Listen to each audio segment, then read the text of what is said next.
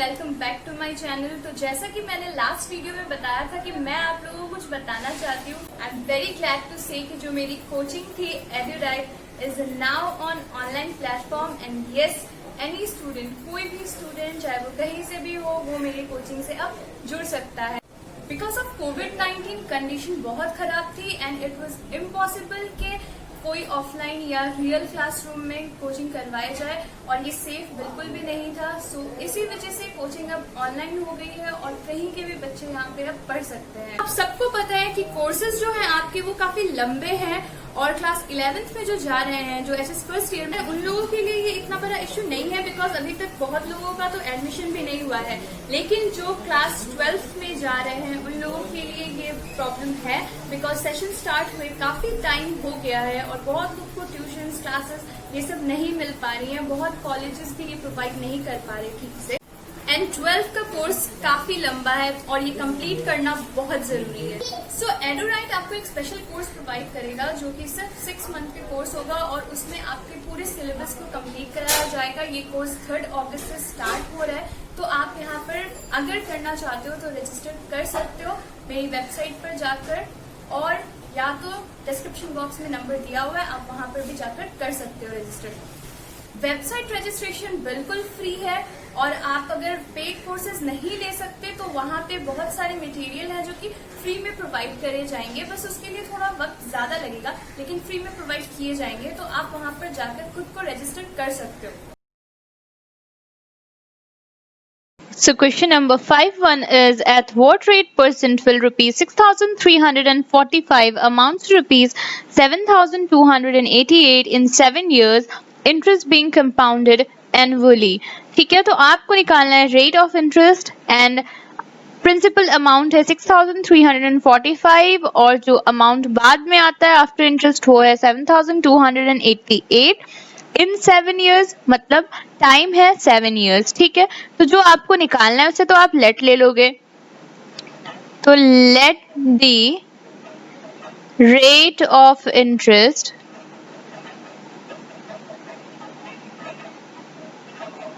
B r percent.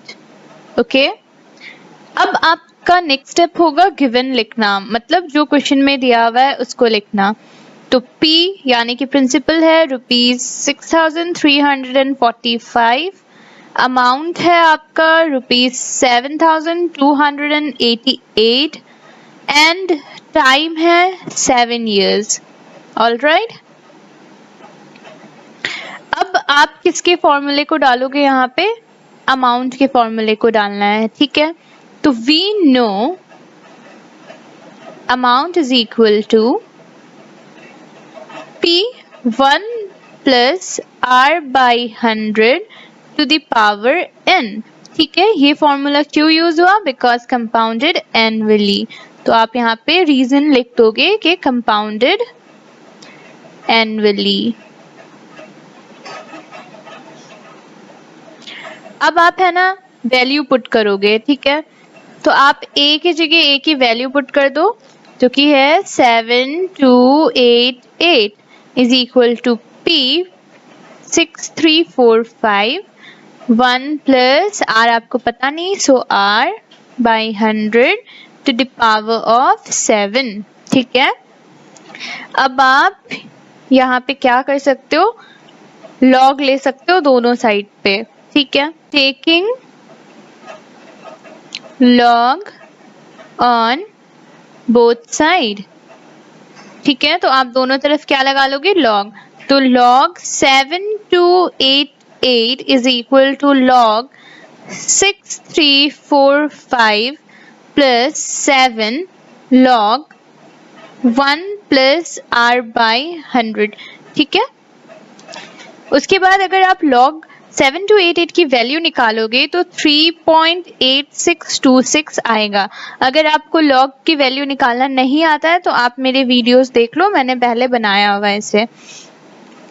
log 6345 की अगर value निकालोगे तो आएगा 3.8024 plus 7 log 1 plus R by 100। ठीक है, इसका हम लोग लॉग नहीं निकाल पा रहे हैं क्योंकि हमें वैल्यू नहीं पता है। अब आप देख सकते हो कि 3.8626 को हम माइनस करेंगे 3.8024 के साथ, और इस तरफ आपका बच जाएगा 7 log 1 प्लस r बाई 100। ठीक है, अब आप इसे माइनस करोगे तो आएगा 0.06। अब आप यहाँ पर 7 मल्टीप्लाई हो रहा है तो आप यहाँ पे डिवाइड कर लो, और यहाँ log अकेला बच जाएगा, तो 1 प्लस r बाई 100। ठीक है, अब आप इसे डिवाइड करोगे 0.6 और 7 को, तो डिवाइड करने के बाद आपकी जो वैल्यू आएगी वो आएगी 0.0085, और इस तरफ ये सेम रहेगा। ऑलराइट, उसके बाद आप इस तरफ लॉग है तो दूसरी तरफ आप बहुत इजीली एंटी लॉग लगा सकते हो, तो anti log 0.0085 is equal to 1 plus r by 100। Okay, anti log 0.0085 की अगर आप वैल्यू निकालोगे तो आएगा 1.020। ठीक है, इसे आप सॉल्व कर लो। सो 100 प्लस r बाई 100 एलसीएम लेके मैंने सॉल्व किया है। अब आप यहाँ देख सकते हो कि 100 डिवाइड हो रहा है तो दूसरी तरफ मल्टीप्लाई होके वो बन जाएगा 102। अगर हम 1.020 को 100 से मल्टीप्लाई करेंगे तो वो 102 बन जाएगा। ठीक है, और इस तरफ है आपका 100 प्लस r। अब आप क्या करोगे, r is equal to 102 minus 100। ठीक है, तो मैं आप नीचे करना, मैं यहाँ दिखा रही हूँ। So r is equal to 2%। So the next question is, a certain sum of money double itself in 12 years. Find the rate %। तो अगर आप ये क्वेश्चन ध्यान से देखो तो ये काफी इम्पोर्टेंट क्वेश्चन है और इसमें कुछ भी दिया नहीं हुआ है, आपको निकालना है। सिर्फ टाइम दिया हुआ है, आपको सम ऑफ मनी नहीं पता, आपको अमाउंट नहीं पता, और रेट ऑफ इंटरेस्ट तो आपको निकालना ही है। तो आप क्या करेंगे, तो आप को जो निकालना है आप वो सारे लेट ले लोगे। ठीक है, तो let the rate of interest be r%। ठीक है, अब आपको प्रिंसिपल भी नहीं पता है तो आप क्या लिखेंगे, and the sum of money be rupees p। ठीक है, तो आपने सम ऑफ मनी तो p ले लिया। अब आपको अमाउंट भी पता नहीं है, लेकिन अमाउंट के लिए आपके पास एक हिंट दिया हुआ है कि इट डबल इटसेल्फ। ठीक है, जो अमाउंट है वो प्रिंसिपल का डबल है, तो हम क्या लिख सकते हैं, and amount be rupees twice p। ठीक है, क्यों ट्वाइस p हमने लिखा है, क्योंकि वहां पे दिया हुआ है a certain some of money double itself in 12 years, मतलब 12 इयर्स में वो जो सम ऑफ मनी है वो डबल हो जाएगा, मतलब 2 से मल्टीप्लाई हो जाएगा। तो अभी गिवन में तो हमारे पास सिर्फ टाइम है, तो लिखेंगे given time is equal to 12 years. Alright, इसके बाद आप फॉर्मूला लगाओगे, वी नो। सो अमाउंट का फॉर्मूला लगाना है यहाँ पे, amount is equal to P1 plus R by 100 to the power of n। ठीक है, और अभी हमें सबकी वैल्यूज को पुट करना है। तो अमाउंट की वैल्यू क्या है नहीं पता, हमने लिया था लेकिन ट्वाइस p, तो ट्वाइस p लिख देंगे, और p के नीचे p ही रहेगा। ठीक है, 1 plus r by 100 to the power of 12, because हमें सिर्फ टाइम ही पता है। अब आप देखो कि आप क्या कर सकते हो, तो यहाँ पे p है तो यहाँ आप p को डिवाइड कर सकते हो, है ना। 1 plus r by 100 to the power of 12।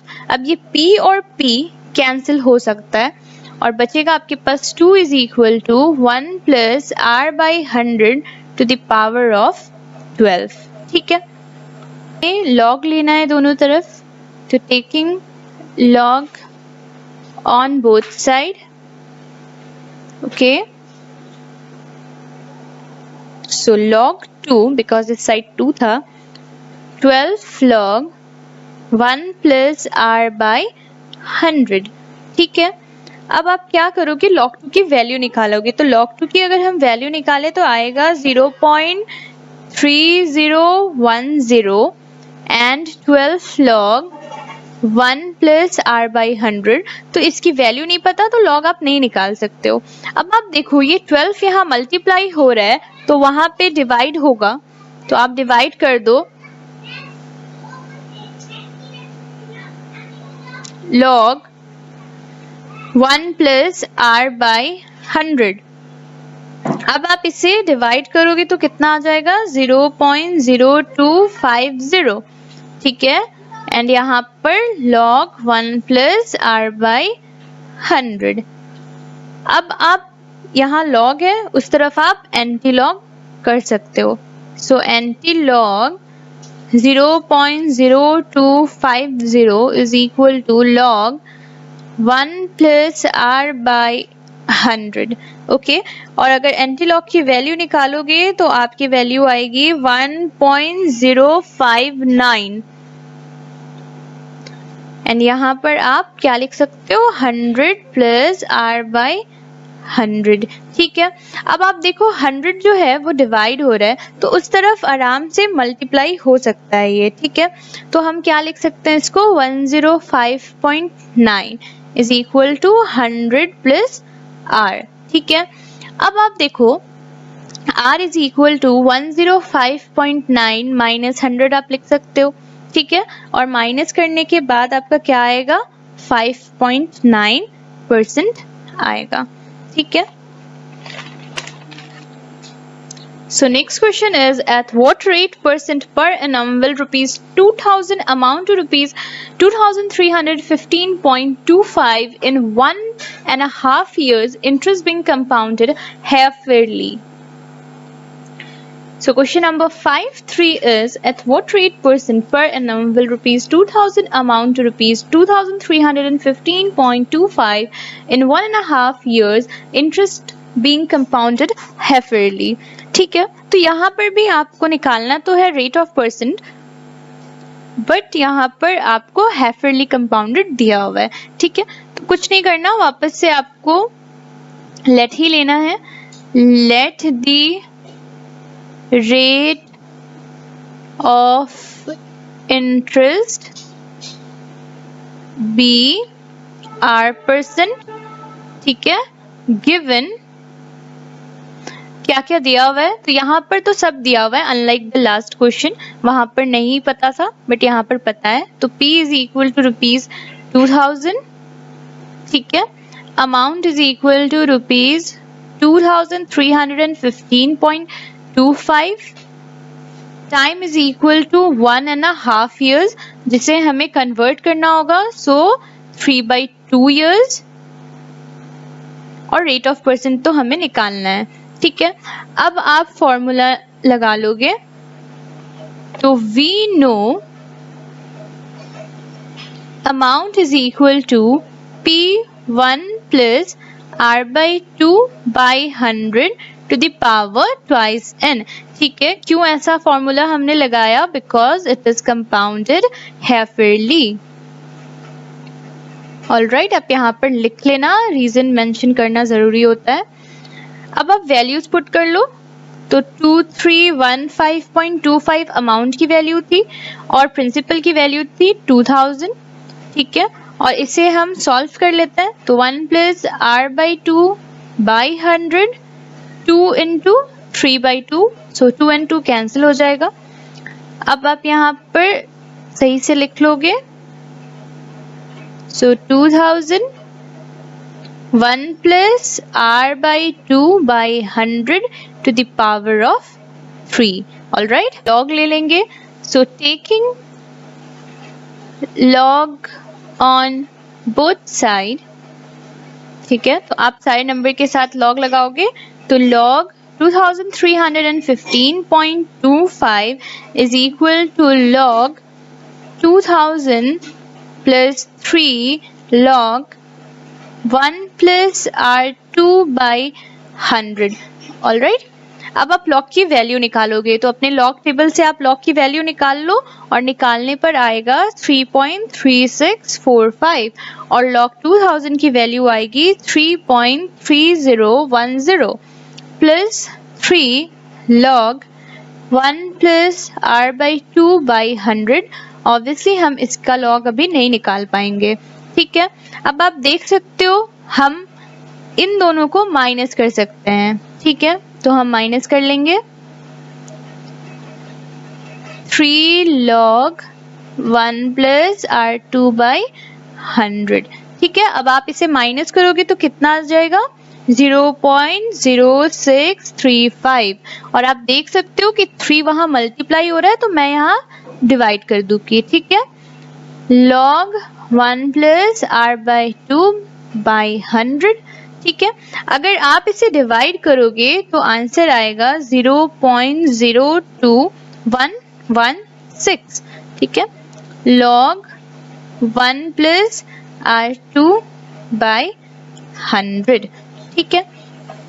अब आप देखो कि उस तरफ log है तो हम दूसरी तरफ एंटी log ले लेंगे, तो anti log 0.02116 is equal to 1 plus r by 200, ठीक है। मैंने ये जो 2 है और 100 को नीचे उतार दिया और 200 लिख दिया है, ठीक है। अब आप एंटी log की वैल्यू निकालोगे तो आएगा 1.050 एंड आप इसे सॉल्व करोगे तो आएगा 200 प्लस r बाई 200, ठीक है। अब आप इसे मल्टीप्लाई करोगे तो ये आ जाएगा 210 is equal to 200 plus r, so r is equal to 210 minus 200। आप नीचे लिख लेना r इज इक्वल टू 10%, ठीक है। सो r की वैल्यू कितनी आई है 10% आई है। होप कि आपको वीडियो अच्छी लगी होगी और अगर अच्छी लगी है तो वीडियो को लाइक कर दो और हाँ मेरी वेबसाइट को जरूर विजिट करना।